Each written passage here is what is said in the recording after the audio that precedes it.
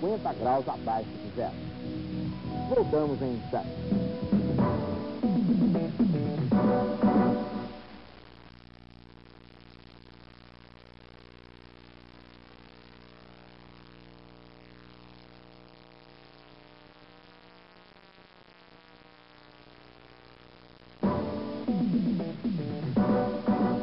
O programa Como Funciona investigou e está mostrando a você como funciona uma companhia de aviação.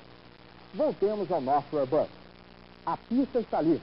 O comandante faz o cheque final para a decolagem.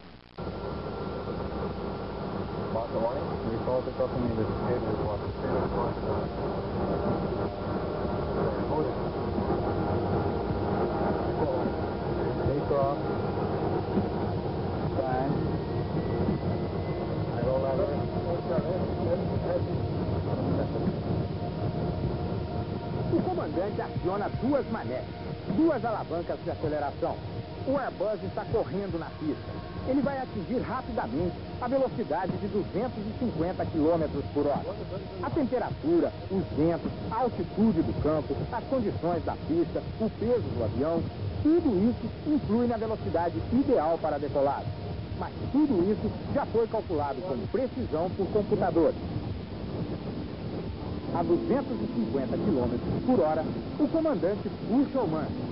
E com ele, perde do solo nada menos de 145 mil quilos, que é o que pesa em média o Airbus lotado. O avião ganha um ângulo de subida de 15 graus.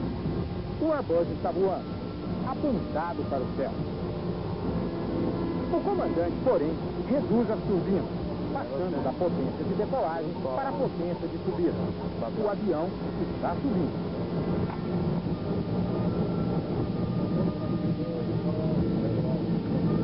Os avisos luminosos de apertar cintos e não fumar já foram apagados. O ruído aqui dentro diminuiu bastante. O trem de pouso já foi recolhido. E os flaps também. O flap é uma parte embutida em cada asa do avião. Durante o pouso e a decolagem, os flaps são abertos para aumentar a área da asa, dando maior sustentação à aeronave. Depois disso, são recolhidos. Mas vamos ouvir o chefe de equipe.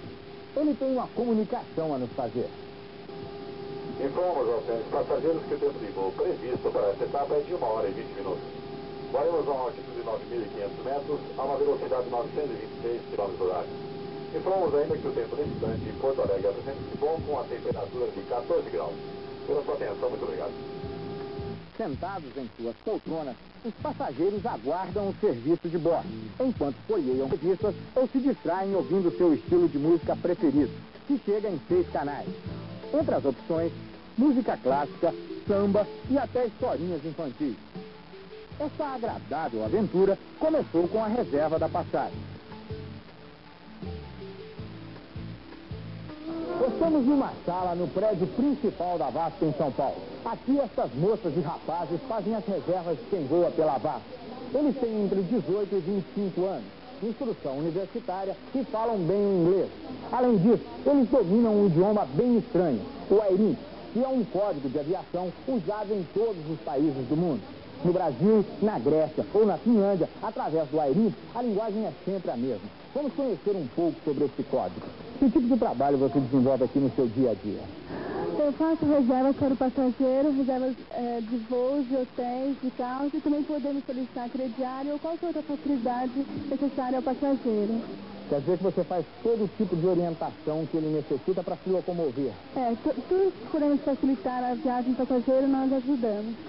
Além do inglês, as pessoas que trabalham aqui nesta seção falam também outros idiomas. Aqui é mais ou menos uma espécie de Torre de Babel. Tem inglês, francês, alemão, italiano, enfim. O estrangeiro que vier buscar informação nesta seção sempre encontrará uma pessoa com quem se comunicar e obter a informação desejada. Você atende muitos estrangeiros aqui por dia? Atendemos, vários. Qual é o idioma que você fala? Inglês. Quando você encontra um passageiro que não fala inglês, qual é a sua atitude? Aqui nós temos vários atendentes que falam vários idiomas, no caso inglês, italiano, grego, espanhol. Então a gente pede 1 minuto e pede a ele que nos auxilie, né? As pessoas que trabalham aqui nessa sessão têm um período de 6 horas de atendimento, mas a sessão não para. O atendimento é ininterrupto.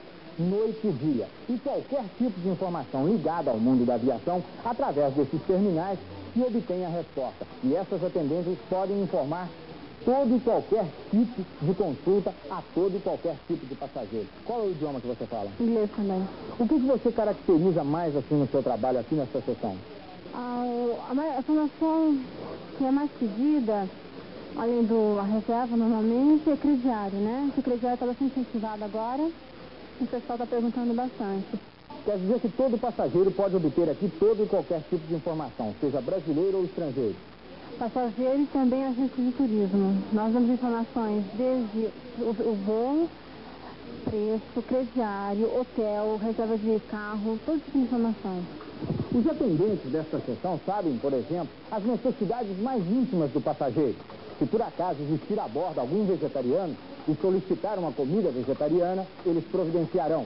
Se algum passageiro tem algum problema cardíaco e necessita de uma comida sem sal, também aqui nesta sessão ele pode fazer essa solicitação e obter a comida desejada no voo que ele for fazer.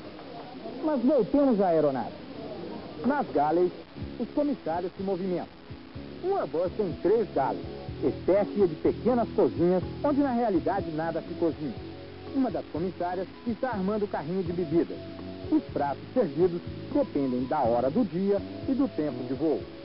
Pode ser uma das 8 qualidades de pratos quentes ou 8 pratos frios. Ou ainda, 8 tipos de breakfast preparados em terra no restaurante da VASP no aeroporto. Além disso, o passageiro pode optar por 16 tipos diferentes de salgadinhos, canapés e doces. Enquanto os comissários trabalham, o comandante dá algumas informações sobre o voo. Informamos que estamos voando a uma altitude de 31 mil pés, que equivale a 11 mil metros aproximadamente. A nossa temperatura externa é de 37 graus negativos e estamos voando a uma velocidade de 78% da velocidade do som para a nossa altitude. As condições no momento são agradáveis, sem turbulência, céu claro. Muito obrigado. Aqui na cabine pressurizada, a temperatura é sempre agradável, 22, 23 graus. Resultado da pressurização, um sistema de ar-condicionado que controla também a umidade do ar. Mas a pressurização não está diretamente ligada à temperatura. À medida que o avião sobe, a pressão interna cai.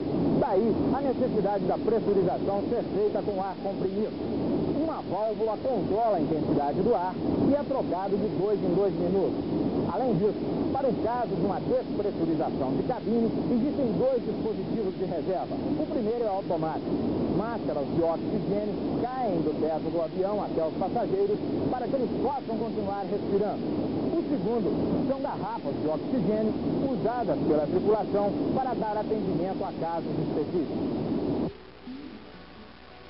A temperatura aqui em cima é baixíssima. Do outro lado deste vidro, a temperatura chega a atingir 36 graus negativos. Mas apesar disso, o vidro não congela e nem sofre nenhum tipo de choque da temperatura de terra com a temperatura aqui em cima. Nós vamos saber agora por que isso acontece e como funciona esse fenômeno. Por favor, de que maneira este vidro suporta esse choque térmico? Ele é um vidro especialmente preparado por ser um vidro trilaminado.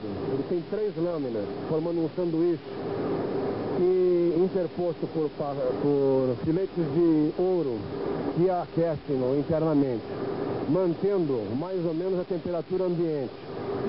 Isso permite uma elasticidade e resistência a impacto. E no caso do choque térmico que se dá quando o avião deixa a terra com uma temperatura média de 25 graus positivos para atingir uma temperatura negativa a essa altura? Veja bem, à medida que nós subimos, o gradiente ou a temperatura cai. Ela cai 2 graus a cada 1000 pés ou 300 metros. Então nós temos uma temperatura externa de 36 graus. O vidro vem sendo mantido em uma proporção, num coeficiente técnico, regulado por esse instrumento chamado window heat, que controla a energia mandada para o filetamento de ouro por todo o vidro. Neste caso, estes vidros estariam preparados para qualquer tipo de choque de temperatura. Exatamente. Um impacto, inclusive, com uma ave hipotético nessa altura, ou mesmo lá embaixo, ele resiste o impacto até de um urubu. E essas diferenças de choque térmico na descida ou na subida também não alteram o processo? Não alteram porque ele está continuamente sendo monitorado pelo sistema elétrico. Na cabine de comando, o piloto automático está em funcionamento. Ele poderá ser acionado a partir de 500 pés, ou seja, 150 metros de altura. Entre outras coisas, o piloto automático mantém a altitude, rumo e a velocidade. No próximo estágio, vocês vão conhecer as emoções e os segredos de uma aterrissagem perfeita. Vão se deparar com uma das situações em que o cérebro humano é mais rápido que o computador. E mais, a aterrissagem sem visibilidade, o pouso por instrumento. Como funciona? Daqui a pouco, depois dos comerciais.